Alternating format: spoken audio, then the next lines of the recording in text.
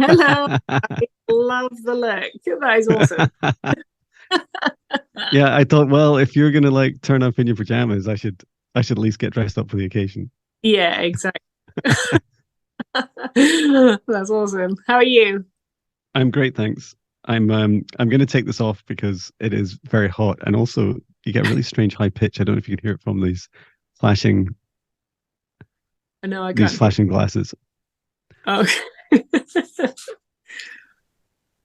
So I would love to hear uh, about you, Coral. It's like I'd love to hear a bit about your anything you want to share about your life. In particular, I'd love to hear about your awakenings. Mhm. Um, and if you don't mention it, I'm sure you will. But if you don't, I'll start asking you about music as well. Okay. Okay, awesome. Yeah, so I'm Coral. Um, I so I've always had this sense that there's more to life ever since I was a child. I was always sort of like full of quite a lot of energy and full of a lot of wonder and had a very vivid imagination. Um, and I've struggled, I've struggled a lot with sort of looking back on some um, just sort of growing up and being and trying to figure my way through this world and this life. Mhm. Um, and I think when I sort of got a bit older and I started to I've always been quite in tune with spirit and things. I had like when I was sort of in my teens, I think things started to really ramp up, and I had quite a few strange experiences. Um, there'd be like a phase where like I'd have someone knocking on my door every night at like 5 o'clock in the morning, and that was really Wow. strange. Um, yeah, so I've always been aware of like paranormal stuff. My mum's always been very open to it. She used to Mhm. like tarot and stuff, so that was never kind of like um, stifled out of me that which a lot of people get. Yeah, Which that's fantastic. yeah, I was grateful for that. But like she was open to it. My dad was also quite open to it. Um, and then I started to um, I had a few. I think like the relationships that I had growing up. I started to sort of like get into serious relationships when I was sort of like 19, and I had some very very difficult relationships, and I think each of these like been an incremental catalyst into my awakening. Yeah. Um, so yeah, I think each time um, I sort of got knocked by a relationship, it was like this next sort of layer of awakening, and then it was literally um, so 2019 was when things sort of like really ramped up and changed for me. I'd lost my dad in 2017 Oh, sorry to hear that. to thank you. He was an alcoholic, so that was like a big part of the alcohol thing for me. Mhm. Um, that was like almost a catalyst for me as well to change. And at the time, I was also in quite an unhappy marriage, and I was just completely lost. I'd just gone so far off my track and off my course. And then there was a catalyst at the end of that marriage for that marriage to break, and um, I ended up moving back in with my mum and her partner John. Um, they hadn't been together for that long, but I really liked him, and he took me in and said, "You can stay here as long as you want," because obviously I didn't have a home or anything, so Yeah. um, yeah, I moved in with them just before the pandemic hit, Oh wow. and sadly, John 3 months later, John caught COVID and died. Oh no. So I then me and mum had to sort of get out of his house, which was really difficult. And I had a choice to either go back to my mum's sort of original house with, there was a complicated situation where her ex husband is still living there, or I had the opportunity present itself to me where I could live in a caravan for a while. And I didn't know how I was going to afford it because with COVID, I couldn't work or anything. So I took a leap of faith and went for the caravan option. That's the first time that I've lived alone, and the first time I've just got to sat completely with myself. Wow, that's so intense. Yeah, and being in lockdown as well, not having work or any sort of other, worldly kind of responsibilities. That was kind of my opportunity really to really ramp up my growth, and everything kind of shifted from there really. And I was also in kind of like I'd say like a sort of trauma bond situation with someone. And it was actually that, like the choice that I made, the choices that I were making, they were different. And I think that's what propelled me into my awakening. It was like, I'd been doing things for a certain way for so long. And then I started to look at different options. And then that was like what really changed everything for me. And I started to choose myself over this old life, this old paradigm. And as soon as I did that, the universe was like, wow, you're ready, here's Gemma. Kind of thing.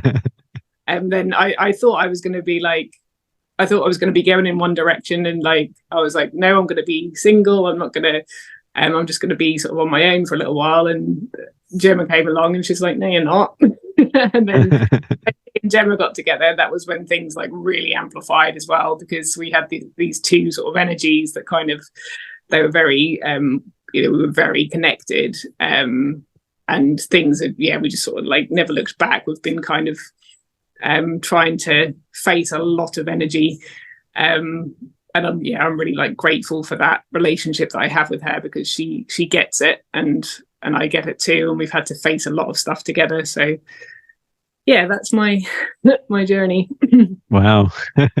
Thank you so much for sharing. And there's a lot there, right? And I just want to hold space for just take a moment and acknowledge like all those different like traumas and journeys and losses that you've had.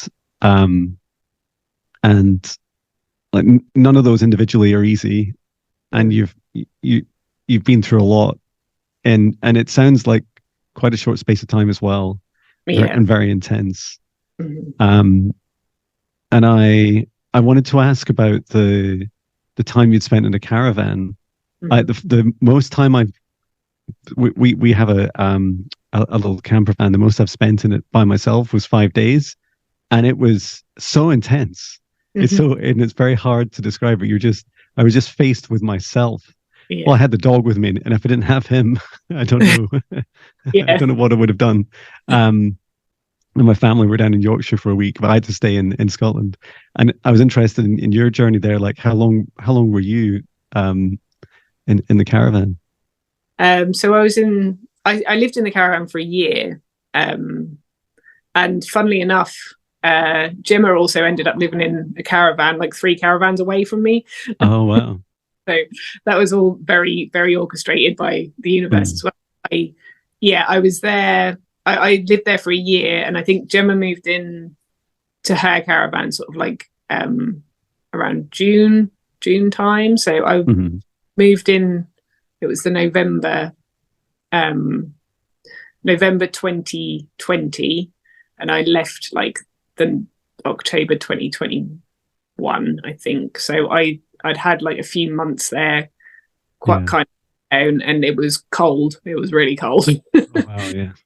I did also have the dogs with me at times as well, so that was good. Yeah, that's good. And you must have been through a lot of like self inner work, right? Like my experiences like of being alone is I end up in my own universe, and I don't mean the outside world, the outside universe becoming almost like restricted. I mean actually exploring inside. Like I often see our bodies as if you look at the scale of the universe, our human form is about halfway up in the scale of everything in the universe to the smallest like atom. Yes. And yeah, can you describe a bit about that inner journey you must have faced? Yeah. Oh, sorry. Hang on a second. It's okay.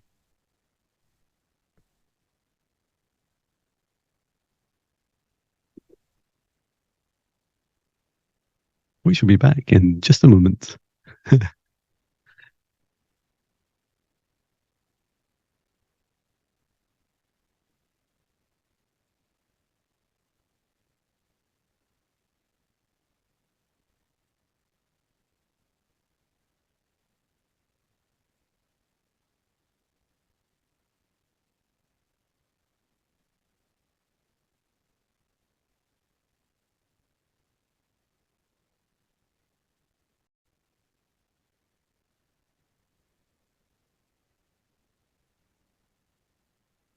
Hello again. Was it Sorry. power? I'm back. Yes. Where were we? Sorry. I was asking. It was brilliant. It's like I was just asking, what was it like when you faced that, doing that inner work and going into your inner universe? And you said, yes, it's like, and then it cut. And then it's yeah. Yeah. So going back to I really agree with what you said, that I think that like yes, we have this vast universe out there, but we also have our own internal universe. Yeah. And I think to discover and explore your own internal universe is the whole work of, it shifts everything. And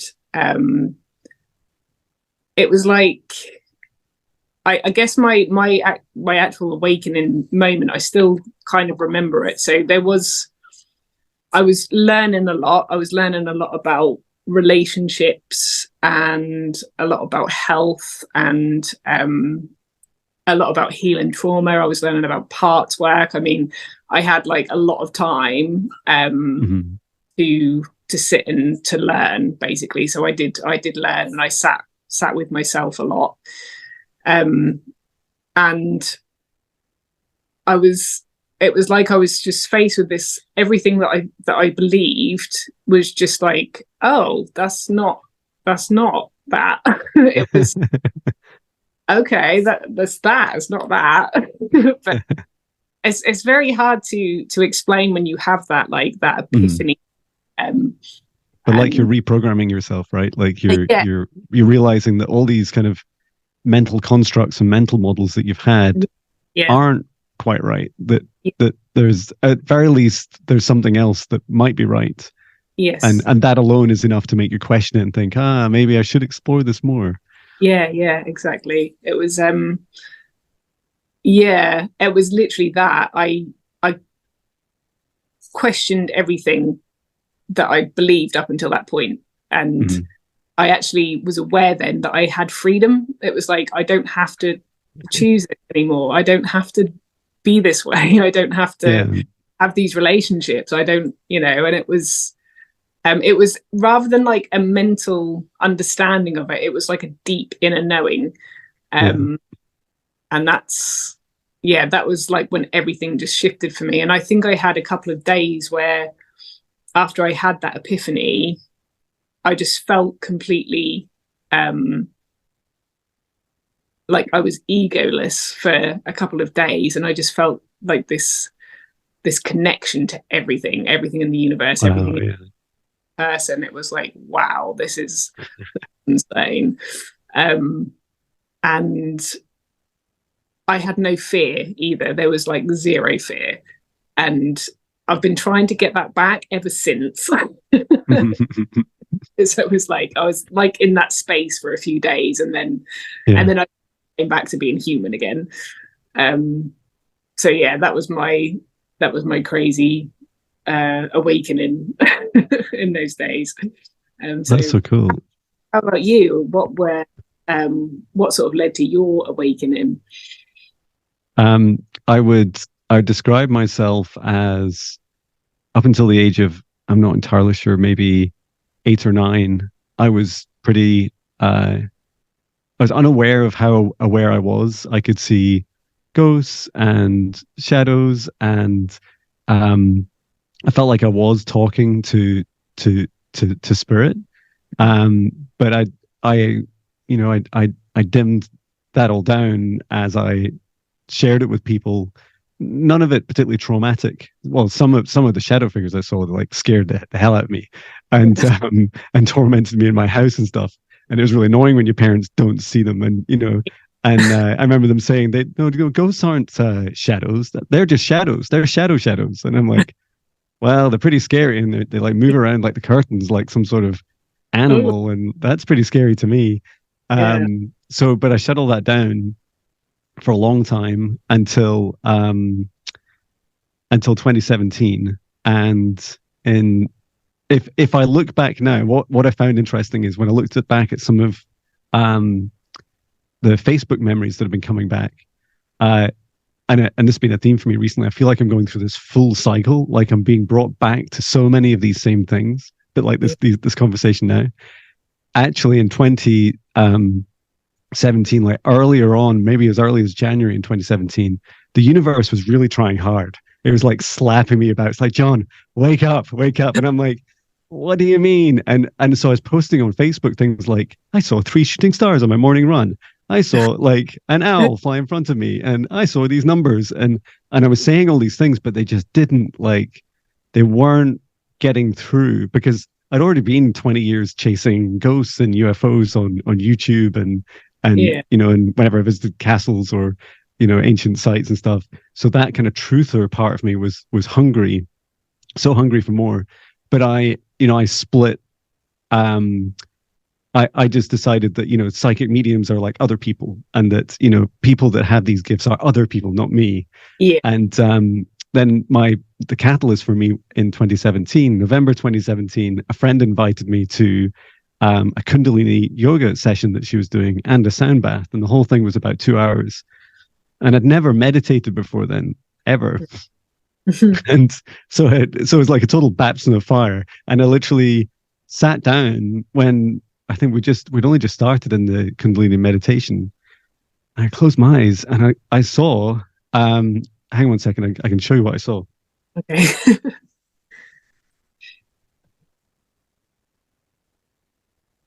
So I didn't paint this, but a friend painted it years later, and I like my brain just exploded when I saw it. But so I saw. I don't know how much you can see, but I saw Yeah. like the planets and the Uh-huh. stars and all Wow. the energies flowing between them, and I saw these nebulas Wow. creating planets and stars. Wow. Like I saw this in my mind, and it's like, wow, this Yeah. meditation stuff's really cool. Yeah. That, like get my arms. That did. and I just felt like I'm going to do this every day. My daughter was there with me in the session, and she was like, she enjoyed the meditation, but she just said it didn't, nothing like that. And I was, mouthing off to everyone else, like saying, I saw these amazing things. It's incredible. Like, I'm going to meditate tomorrow. And at that time, I just moved house. I had not this house, but our previous house, and it had a big double garage. It was a gigantic house, big double garage that was a Zumba dance studio. And I'd sit in the morning and I'd just start meditating each morning. And like you were saying, like trying to get that moment back. And maybe that was part of me, but I think within something like 2 or 3 weeks, I was watching someone on YouTube saying, you can talk to your spirit guides. And I'm like, what's a spirit guide? That sounds, I'm pretty sure I've seen that in the Simpsons movie or something. Like, I had awareness of it in like popular culture, but I didn't really know what they were. I thought, I know, I'll just start asking to speak to them. And so that was what I did. And they started appearing in kind of visuals, and then gradually starting to talk to me. And then after I'd been writing songs every week in my studio and posting them, I thought, I know, I'm meditating before, and then I'm doing these songs after. I could just do the same thing together, because maybe these messages I'm getting are quite cool, and I could just turn them into songs. Yeah. I And think so I it's just meditate and then yeah. stand up, record it, and that's been the journey of 142 albums. Wow. That's so like Gemma mentioned that you you like hold a record for. That's right. Yeah. That's crazy. It's so like inspiring. I mean, I've probably got about 2,300 unfinished songs. Oh wow, that's still amazing though. No, I'm joking. Like I tend to I love that you just get up and do it, because I sometimes need like a bit of inspiration or something to kind of pick up the guitar. And a lot of my songs are like, they're really old, like they're things that I wrote in my melancholic 20s, just anything like that happened relationally. I write through it, which really helped. Gemma isn't like, she's not horrible enough to me for me to write a song about her yet. So. Maybe those happy songs are like bubbling up and like, no, not the happy songs. Yeah, I do need to start. I think I am starting to change like the direction of where my songs are going to go. I think like as a musicians, you probably know, like we're always evolving as well and changing our sound. So I think there is a call for a slightly different tone of what I'm going to be singing and writing about. So I really love your music. You have a fantastic voice. There's energy in your voice that I find it quite hard to feel sad, even when you're singing like really quite sad lyrics, because your energy is so strong and so powerful. And yet you sometimes hear artists saying that, saying, let's take like a, sad melody and sing happy words, or vice versa. But with you, it's just this incredible energy that comes through. And I think what I feel when you sing is like that strength to get through what you're singing about. And I'm a big fan. Thank you. I really appreciate that. And likewise to your, I really like the sound of your voice, and there is definitely an energy like that I feel whenever I sort of see your songs that you share, especially like the dragon light language. I mean, I can like resonating with me. I was like, oh, so, powerful. Oh, thank you. Well, your microphone, I'm thinking of getting. That's a Shure. Is that a particular model? The SM7B. SM7B. Thank you. Yeah. Those. It is. Yeah, it is fantastic.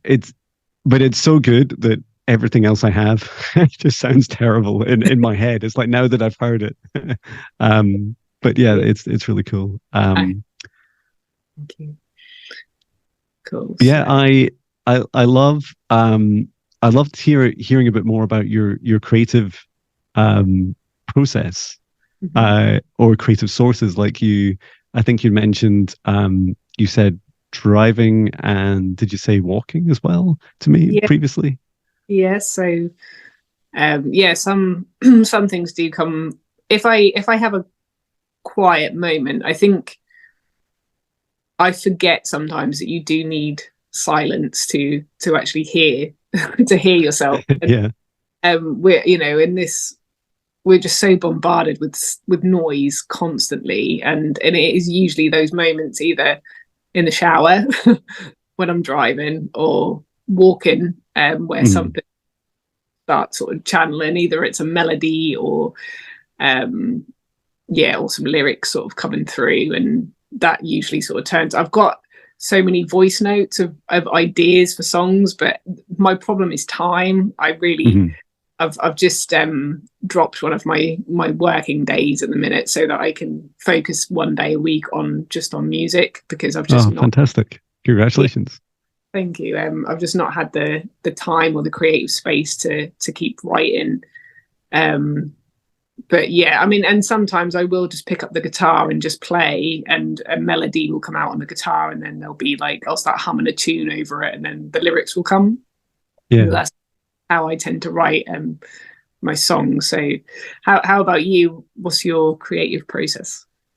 Yeah, it is predominantly meditate first. And what I really love is, so just this notion that you can, what's totally similar to our processes, or similar themes, are that you just go and create a space.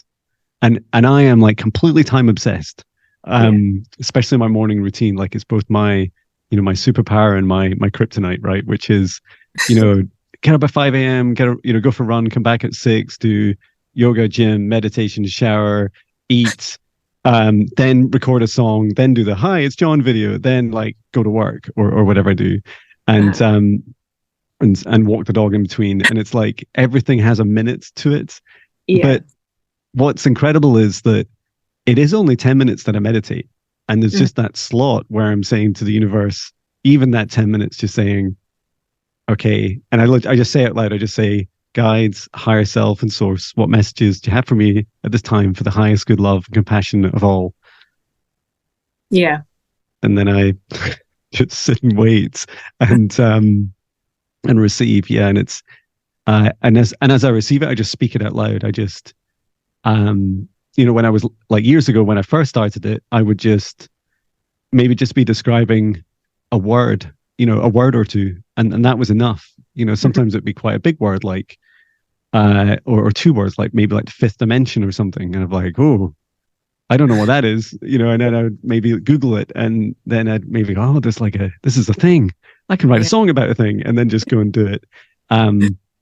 Now I think I probably receive anything between half and all the song lyrics in a few minutes. And it's I never write it down, so I speak it out loud to bring it into this dimension, and so that I get some kind of muscle memory to it. And then I literally just stand up, turn on my mixing desk in here, grab the guitar, and just start. And I just record. Like one of the things you were touching on reminded me of my journey of I felt for decades I wasn't enough, that my songs were rubbish, that they all sounded the same, that there's a long list that as musicians like put ourselves through, right? We're like, we're rubbish for these reasons, and you can literally create an infinite list of reasons why the music you create you think it's rubbish. And then there was this moment, and I think in part as I got older, but the biggest thing was like my awakening. I thought, it doesn't matter. I don't think it really matters that if any of these are the same, it's okay. And I'm not sure, and it's a really common question. People say to me, yeah, but how many times have you ever repeated a song? And I said, maybe never. Like maybe I've repeated the odd chorus, but since I never set out to do it, everything's pretty random. And okay, most of them are me sat with a guitar. There'll be a limit, there's only so many notes I know, but the messages that I've channeled through my meditation, I just feel like I'm not sure any of those are repeated word for word. It would be incredible if it has. And that even if it had, it's okay. I probably would sound different anyway. It would have a different energy. And so I think that alone really helped me to just let go in my process.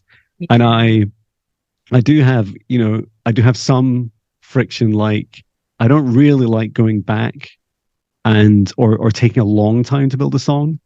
And last year I went through like a real, how to describe it. I don't know if you've seen my deepest, darkest shadow work that I did last summer. I can only describe it as like a self exorcism, like really facing your darkness and healing what was a really, ugly part of me, which was my obsession with lack and lack of abundance. And as I healed that on my recovery journey, one of my challenges, like one of my kind of vision quests, was to write a song. It's called Lost Ship, and it took me 6 weeks to write. And I that was so hard for me. I was like, I don't think it sounds any better than doing it in an hour. But there I was, like going through that journey. And so I definitely acknowledge everyone has a very different process, and that it's okay to like start a song and abandon it. It's okay to to just keep churning out songs, like whatever you feel resonates with you. There's no restricting constructs to creativity. Yeah, exactly. I think like one of the things that I have to let go of is that slight tendency for perfectionism, especially when it comes to writing songs. And it's like I'll have written a song, and I think I feel like I have to kind of compete with myself, and I've got to write a better song next time. And it's so easy to get lost in that mentality but I think like what's inspiring with you is that you just let it flow, and you obviously just get it out there as soon as it's in, it's out almost. And I think I need to like take that on board. So yeah. Yeah, definitely encourage like trying these different these different approaches, and sometimes it can just teach you like one thing. I think for like that experience I spoke about last year for me made me change my Sundays. I no longer write a song dun, dun, dun, on a Sunday. I take a day off, Oh and yay. and that was really empowering for me because it's enough to break that cycle of me obsessing so much, Mm-hmm. and like that very divine masculine, just keep creating, keep pushing. And so for me, Sunday is like now a day where I just do my shadow work. I do like clearing on myself. I check for negative entities, and if any of them are watching or listening, I also do it at other times. I'm not going to tell you when I'm going to do it. And I Yeah. learned that about myself is like, if you want to be, if you want to face your own shadows and face your own darkness, be the unpredictable enemy of your darkness, right? Like don't just repeat the same patterns. Like, oh, I always light a candle on a Monday morning and that clears me for the week. It's exactly 7 a.m. And then, the next thing is like, why does that candle keep going out? I just don't understand. Like it's just enough to bring in that unpredictable nature of me. And as a Sagittarius, I am remarkably unspontaneous. Is that a word? It is now. Yeah, nice. Yeah, well, me and I'm Scorpio, and Gemma's Scorpio as well. So there's a lot of like fire between us. So there's quite a lot of energy, but we don't Fantastic. have like obviously two women together can be quite intense. Two Scorpios can be even more intense. But we have a nice balance of our energies as well. So that works quite well. But yeah, like when it comes to music, it's I feel like it's just got me through so much turmoil. And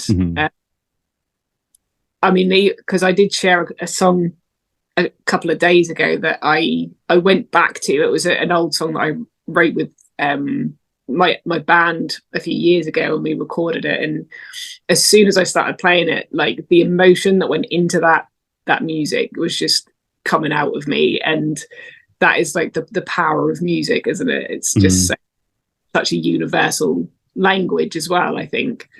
Definitely.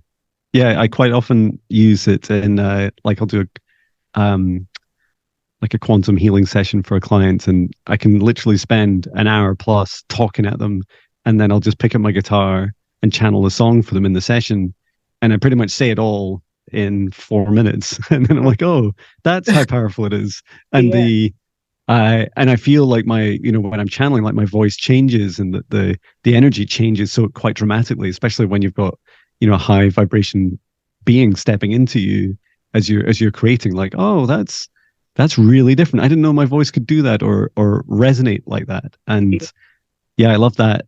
Like you say, the power of music, its ability to hold energy. Yeah. And it's a big. Sorry, I think that can work like in both ways, in both contexts as well. And I think I'm starting to learn like quite a lot about the music industry, like the mainstream music industry, and the energy not being quite right there as well. So it's good that there are musicians that want to put out like really positive energy as well. Yeah, definitely. Yeah, it is really fascinating. I feel that the darkness of the universe, and it exists in all of us, but its superpower is deception, is illusion. And I find it incredible the kind of programming and brainwashing. As humans are so good at like programming ourselves and programming each other.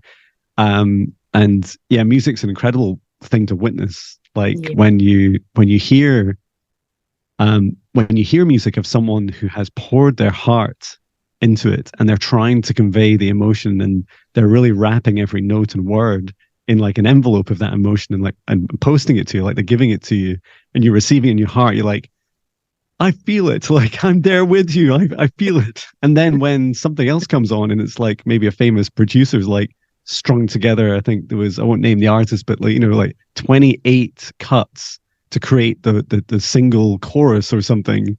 And you're like, I didn't even know, like, I'm not even sure how you've managed to do that, but it it sounds really strange, and it feels like tones and frequencies kind of, they bounce off me a bit, or they just make me feel a bit weird. But I Yeah. technically, like, it sounds like quite upbeat music. Yeah. And what is your intention when you're creating this? What Yeah. are you trying to make me feel? The things that go through me anyway. Yes. Yeah. Words are so powerful, and intentions are so powerful as well. I'm actually I've sort of drafted a TikTok video to talking about how words are basically spells. It's like you're spelling when you say words, and that includes music as well. And we have to be really intentional with the words that we use. Yeah, I absolutely agree. Words are magic, and so are thoughts. And I think that was the hardest thing for me about 2 or 3 years ago. Is like, you know what it's like having psychic friends? Psychic friends are a nightmare, right? Because they feel you, Yeah. so like when, I could feel you I think about 20 minutes before, I could feel some of the excitement. And it's like, I think some of it was what I was feeling as well. Like this, I often feel like a mix of excitement and a little bit of fear and anxiety, like all blended in together. I'm like, what's it going to be like? I don't know, but I think I'm excited. And it just started to well off me a bit. And I was like, when you're thinking these things and you're thinking of someone, you're transmitting that, right? And we're so used to the world at the moment, so used to that not being true. Yeah. That thinking about someone, that a lot of people believe that you can just go around thinking horrible, horrible things about others and it has absolutely no effect. And then when they see them, face to face, like, what's your problem? Why are you like being horrible to me? And all you've done is like bombard them, for like months with like negative energy. And if like, of course, they're not going to like feel amazing when they see you. Yeah. But yeah, definitely thoughts have a big effect. And I just see them as like these little, it's almost like a droplet in an ocean. Like when a thought is created by us, and then it manifests into reality, it creates this resonance wave, and the resonance wave just keeps going on. It just goes right across the universe. Nothing really stops it, and it'll be received by those that it's destined for as well. Yeah. I've been on the receiving end of that a few times. Or that you probably have as well, and that's trying to manage that world of energy where even people who aren't aware of their intentions, they're just sort of running on these subconscious programs, and they're sending out like negative thoughts about someone. Now that that's another sort of part of my awakening, is that I feel that, and I feel it really intensely. Someone hasn't got the best of intentions, that can feel like it just sticks to my heart center, and it's really icky. Yes. Yeah, that sticky, icky, like it makes me like your facial expression, like it just makes me want to gag. Like I literally, like if someone comes in the room and their energy is like off, and by that I don't mean dark, I mean I love people with dark energy, as long as they're like turning up and saying, look at me, like look at the state of me, I'm a wreck, and they're like, and if they're verbalizing it and their body matches it, as in they're physically expressing it too, like that's just reality. Like we're all different. But when someone tries to hide it either way, and they're saying, often they're like, so they're either totally, dark themselves, and then they're trying to exude this, positivity, and they're trying to like think of all the buzzwords they could share, and and wear bright colors, and then they'll often like hide. Darkness is great hiding in the light, so they'll hide like, here's my friend, look, my friend trusts me, and look how lovely they are. And you look at the friend like, yeah, your friend's lovely, but you and the other thing, probably some of my biggest lessons over the last couple of years, excuse me, I'm constantly a tickly cough. Sorry, I'll rephrase that. I am healing from a tickly cough. Getting better. So yeah, the even more disturbing is when like either an energetic cord or like an entity attachment from someone through someone else, or from a negative entity that's like not really in this dimension, often in like the fourth or lower levels, like underworld, when they push through. I've seen them with clients, like push through like the heart chakras of others. Like they are very deceptively controlling that person, influencing that person. Not like a full possession. Well, I've seen that too, but like not like, far more subtle. And sometimes they're in it for the long game. Like, you know, if you can think it, you know, there's no limit to these illusions. And and I think that's really hard for us to discern, because we really want to love that whole of someone, and that 1%, like that kind of dark spike sticking through their heart chakra, and you're looking at it going, I think I still really love you though.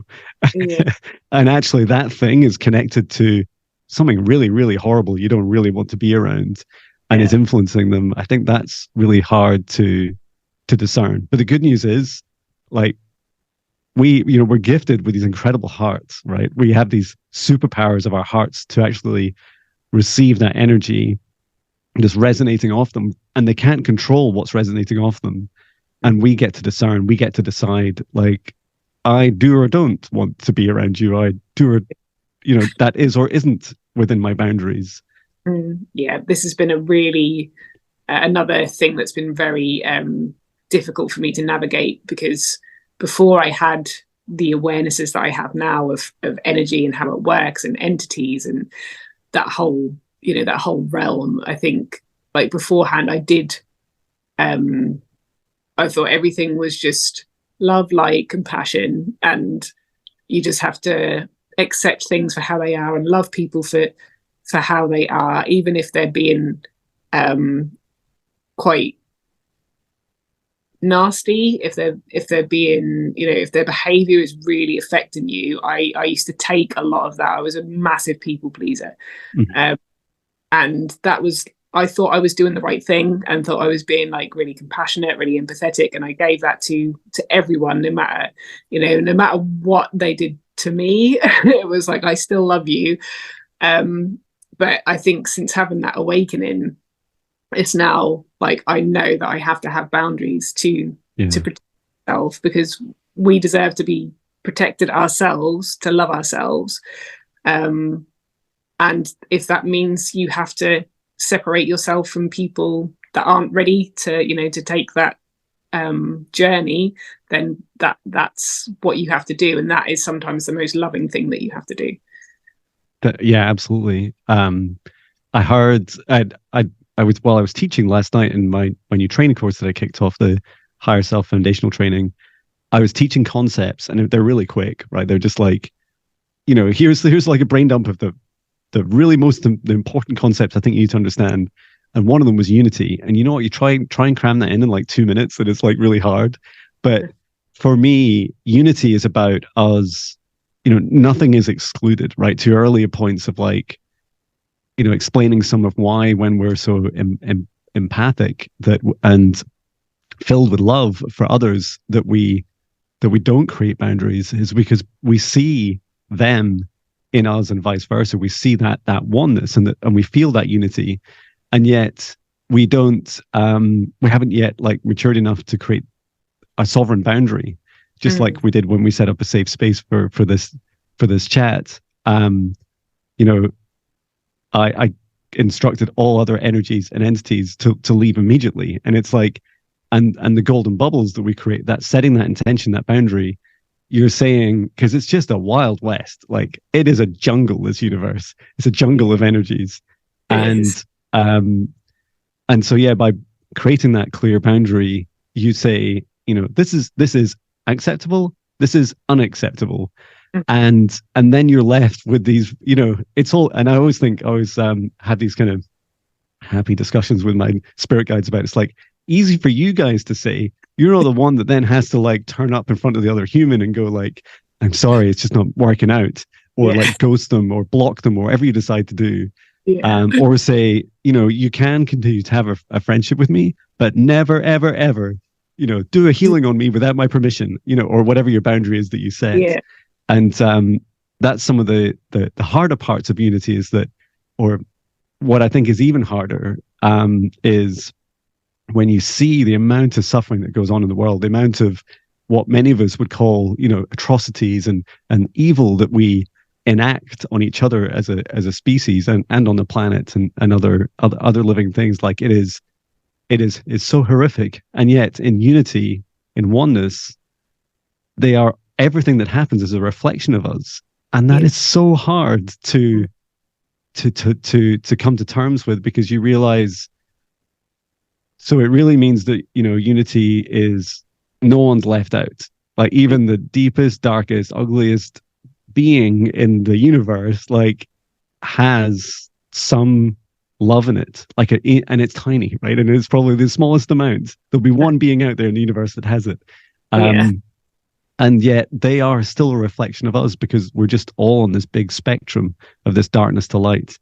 And then we get to choose with our free will. Okay, I choose like that spectrum. Like I'm okay with, above and below, but this is me. This is my discernment. This is where I'm creating my boundaries. Yeah. I found that because I was also like a fixer, so most of the relationships, a lot of my friendships, I was wanting to save and rescue people all the time, and that was where I got my almost got my worth from. That was like, I need to fix and save other people, and that gave me some sort of value in the world. Yeah. And I've since having these awarenesses, it's now I realized that I had to fix and save myself over anyone else, and you have to come to yourself first and work on your own vibration. In order to change the world, you have to change yourself first and work on yourself. Yeah, absolutely. And I don't want to keep you for too late tonight, but I did want to touch briefly on alcohol. Mm-hmm. And it's not just alcohol, right? It's many substances. And what I also find really hard about some of the fundamental laws of the universe is free will. And to that point, like I've also had those experiences of, or should I say, I have had my experiences of savior complex, especially as I've learned more about energy healing. It's like, da, da, da, da, I can save you. And it's like, no, actually I can't save you. You can save yourself through me. I'm just a reflection of the tools that you can use. And really, I'm just like the kind of toolbox that you work through, and that you're guided to work with me or not. And I found that it's really hard when I see people drinking around me, when I see loved ones, when I see others around me, it's really hard. But because I see, like, I become more every day, I feel like I see more. In fact, in the last couple of weeks, like I've been seeing far more full-bodied apparitions of beings, of like ghosts, almost in like this strange kind of, not quite an overlay, but I know I can discern that they're not in this dimension, but they're full color and they're appearing in my vision. I'm looking, I'm like, what's that? And then they're gone, and I'm like, when I see the things that attach to people when they're drinking, it's almost like they're getting this big cozy duvet or blanket, but the blanket, instead of like being cozy, it's like full of these little leeches and like little demonic entities, and they're like, that feels nice. And as these things like crawl all over their skin, they're just like a leech does, like putting like an anesthetic into them. And it's like, there, I'll just suck your energy from you. And often worse. And that is, it's hard to witness. And then it's, and not react or overreact is how the other person would feel. But most importantly, to accept that it is completely their free will. Like, even if they knew exactly what you know, and let's face it, it's each of us have our own individual perceptions and truths. But even if that was true, they get to choose. Everyone gets to choose what they do.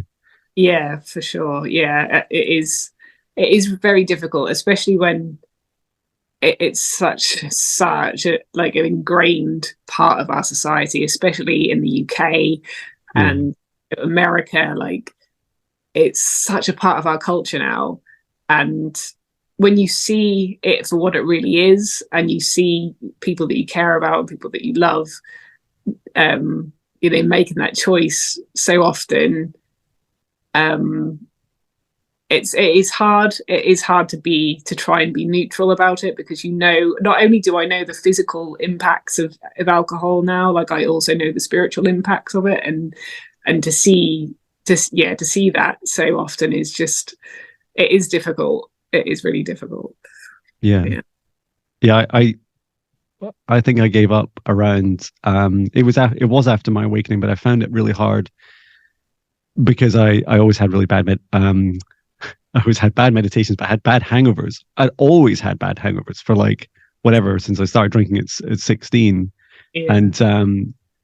And so when I started to then like record a song or try and meditate, like it was really hard. And my favorite drink was whiskey, and I'm pretty sure my mind still thinks that whiskey smells nice, and that wouldn't that be a nice thing to do? And then there's this far bigger part of me. It's like, oh my God, like first of all, if I did it, I know I'd be like I was when I was 6 and had like, a sip of my dad's beer or something. Like it would cause me a lot of challenges.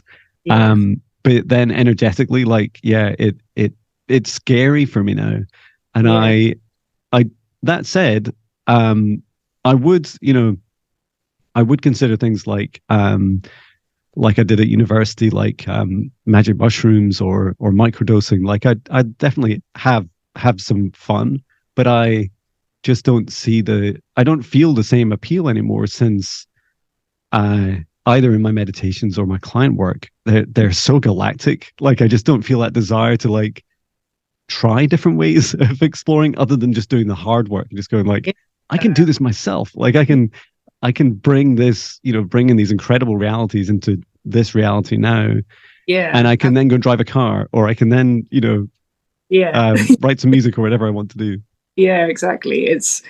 I mean, it has been a difficult journey for me, because like alcohol was such a big part of my, my social life, and my family life as well. I mean, like, my mum enjoys a drink, my sister enjoys a drink, my dad really enjoyed a drink.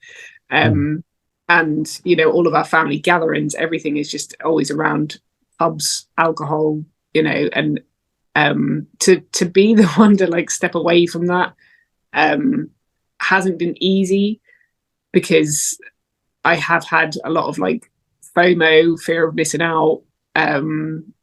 And that has definitely been a journey. And I really do think it took me a good year to not feel that anymore. So for someone who really likes to, and I wasn't a massive drinker either. I was like, I'd drink sort of socially. So, I mean, for me, that was a long journey. So for someone who, is quite addicted to alcohol, and it is a very hard process for them. But Definitely. Yeah, it's and as a musician as well, right? Like you want to play in a pub, it's hard too, like because everyone else is drinking and having a good time listening to your music. yeah, for sure. I mean, I think my first awareness of alcohol, like the energies of alcohol, was when me and Gemma went to a festival together. And we have a festival that's just like up the road. It's not too far from here, and it is quite a big names and stuff. And I used to go when I was younger, like every year I'd camp, I'd drink my way through it. I don't think there's any other way to do a festival, to be honest. It was my first festival sober. And because it's like in a massive field with loads of trees as well, and obviously trees in nature can really help. So during the day, like we were having like a nice dance and sort of walking and mooching about a little bit, and then as the day sort of went on and the evening started to set in, things just started to take a bit of a sinister turn. Like energetic started to feel very I felt very anxious, like something was gonna kick off.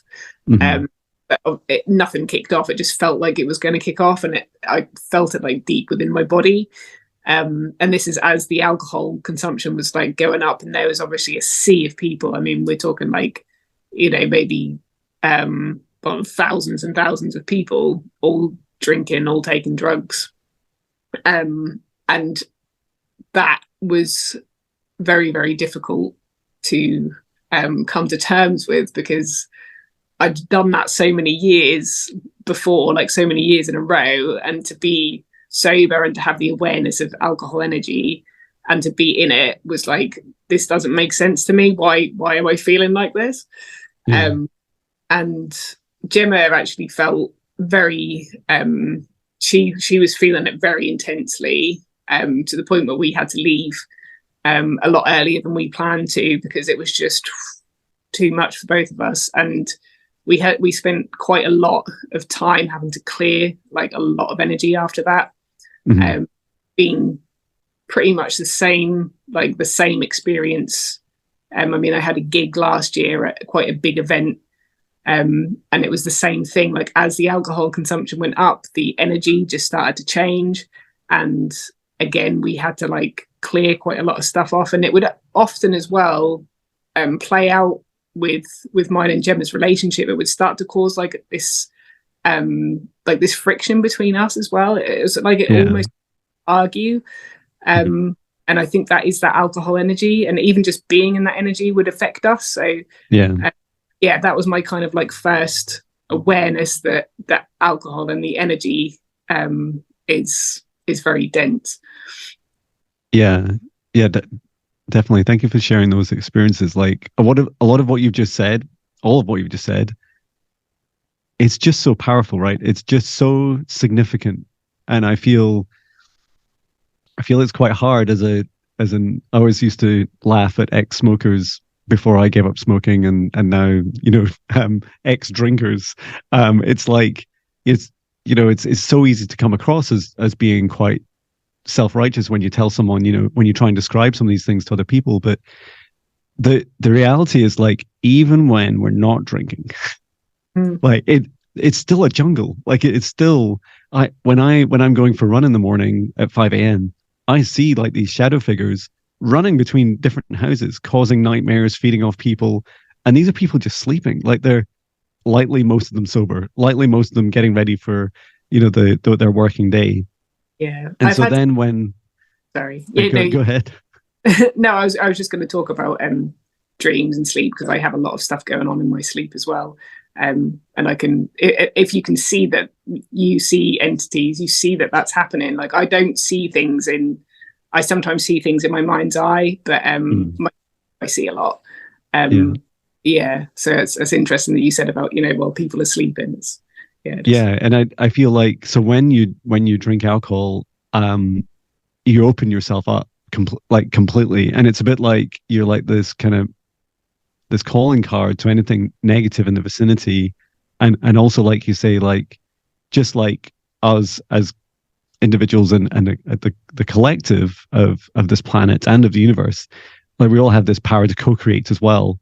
And that's what happens. You have this kind of feeding frenzy. Like, when I see, because what these entities do is they try and amp up the anxiety levels, so that, two guys that are chatting with each other, the more they drink, the more they kind of start to, because you see in people's faces, right? Their face changes, like, it drops more, like sometimes when you're up close to someone and it can be a friend or a loved one, and the more they drink, the more their kind of facial muscles are like starting to relax and sag, and you're looking at their eyes and you're like, are you still my friend?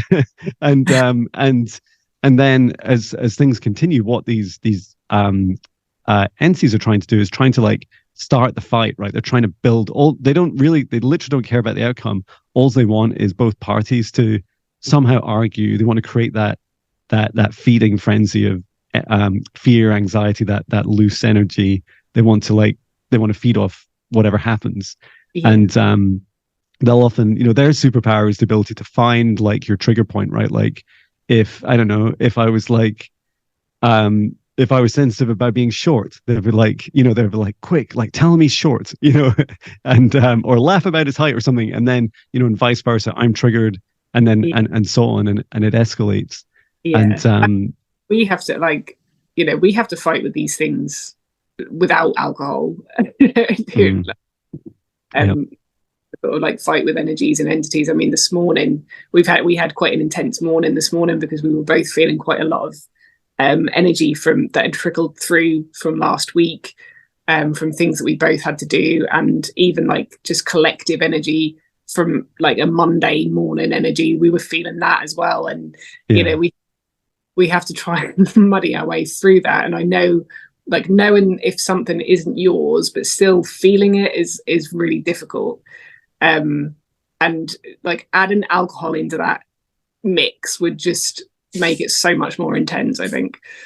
Yeah, definitely. It's definitely like a permission slip to allow other energies to come into your space and influence you. And yeah, I feel like one really, as you were describing, you're clearing one thing. I often ask myself the question: is that my feeling? Is that my thought? Is this really how I feel? What, or why do I feel that? And sometimes you hit with this wave. I had that a few times yesterday, like just a burst of anxiety, and it was like I just thought, I don't know, like I must unlock the back door as I'm leaving the house, and suddenly it was like the key to the back door, like literally just a normal thought that had no emotional weight to it, suddenly felt horrific. And then I looked at the key and it's like, yep, still a key. That thought is just not mine. Like that emotion, that energy is not mine. And I just paused for a moment and took a breath and pushed it out my house and create a big dome around my house. Like, away you go. Like, you're not welcome here. Yeah, exactly. I had a very similar thing last week because we went away together to Center Parcs, and even though like Center Parcs is a really beautiful place, it's covered in, you know, nature and trees and animals and stuff. Yeah, it's beautiful. It is, but we went to the first night we went into the pool, and there was like a massive sea of people, and I could feel while I was there like that was just too. I think I just need to stay away from crowds now because I can feel all of that energy. And the next day I was having thought, like repeating thoughts that I don't belong here. I was just like, I don't belong here, and I just felt really. Again, my heart I felt so disconnected from myself, and I felt really disconnected from Gemma. But at the time, I believe it. I believe that that's mine. And then some shift, and it's like, oh, okay, yeah, I'm back to myself again. And that happens like quite a lot. So yeah, it is just knowing what is and isn't yours. I feel you. Yeah, it's like really after lockdown, I really struggled for all these reasons and more to come out of hermit mode and to be human again, and you know, and not just socialize, but be in crowds, be in busy streets, go to pubs, and I like eventually. Even when I started going back to the office, there's not that many people at the office still. Even though there's like 500 people meant to work there, you don't see them half the time, and so it's not super helpful for socializing. And I started a reflexology course, and I doing a diploma for that, and I started in October last year. And I remember it was like this total baptism of fire. It was just literally we went into a room. I was the only guy, and there's 16 women, and the instructor. The reflexologist, and she just said, "Okay, everyone," because we had to bring massage beds with us for half the people. Said, half of you stand up, half of you lie down. Let's do the feet, and no instructions, no like. I think she might have said something like, "By the way, it's like foot massage, you know, your nerve endings go out through your feet, so let's do the massage." Yeah. And it was an incredible baptism of fire, and literally within minutes, I was massaging someone's feet, and I was like, wow, this is like, I think this is what I need to do. Like, I need to just be out there and be connected with people. And it turns out I love reflexology. It's so much fun to give, and I'd never really received it before. I love, and also the, like, when I think more psychically or metaphysically about the journey, I can see like the effect it has on someone. I can see it like scanning as you massage, like scanning across someone's body, or like focusing on different areas. And my guide's like, "Yes, Jon, like, do you think this is a coincidence? Like, of course, this is why you're doing this. It's like to help bring these physical aspects back. And yeah, getting out. I also like played a couple of weeks ago. I was out playing music in a pub, and hadn't done it for like, I don't know, not in a pub anyway. I'd done it in offices, but not in a pub for a few years. And I went in there like all my lights and fire blazing, and the first few songs were just incredible. But I found myself being a bit intimidated after a while, especially after I saw just some really strong dark entities wandering around. And I was like, this is actually really hard. And I'm just going to take a break for a moment. And it was an open mic. I was like on and off and on and off. Yeah. But I do feel like called to be out in the world as well as aware of what's going on. Yeah, it's a difficult one because I mean, just you being there would have helped, helped to raise the vibration, because you obviously you have a good vibration and you work on yourself, and your music is a good vibration. So it is, and I think that about me and Gemma sometimes. I mean, we went to Croatia earlier this year together and stayed in one of her friend's apartments, and there was a lot of really dense energy coming from upstairs, and they wanted to sell this apartment. So that's why we kind of, because it was empty, we had it for a week for free. But they hadn't been able to sell this apartment for a long time, and as soon as me and Gemma were there, they sold it. So wow. Energetically like helped, because we did a lot of clearing like while we were there, because there was so much heavy coming from there. But obviously us being there helped to shift it. So yeah, it's kind of getting that balance of like knowing your limits. I think like I could probably do maybe one gig in a pub a month, but I'd have to plan around it and know that I need to take time here afterwards.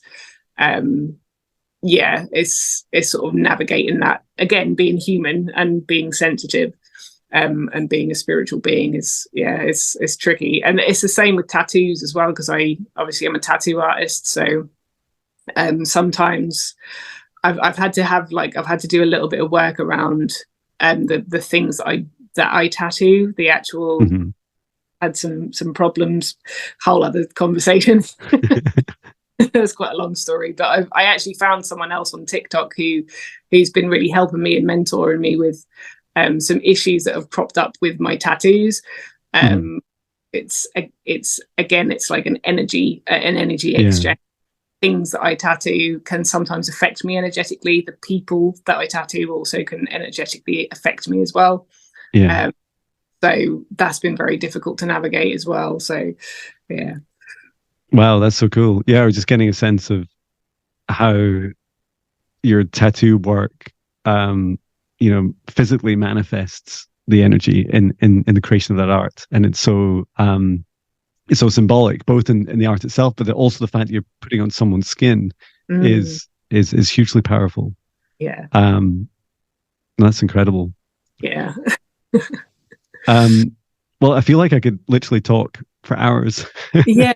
And I just want to thank you for your time and connecting with you. And I really love what really what I admire about you is like you're so transparent. Like I love your TikToks when you're sharing like this. There's this like, it's almost like the higher self and the spirit guide of you is like saying, we need to love each other. And then you're literally like, it cuts. And the next thing is like, but you see some people and you're like, it's just really hard. Why they make it so hard? It's so hard to love you. It's like whatever it is that is jarring as a human. Cause I feel that like the minute I stop meditating, right? Like the minute I'm like out of that 10 minutes, I'm like, okay, now go and, walk the dog in the rain, or go and pay my bills, or go and have to deal with that hard situation at work. Like it feels like my life, it just continues to be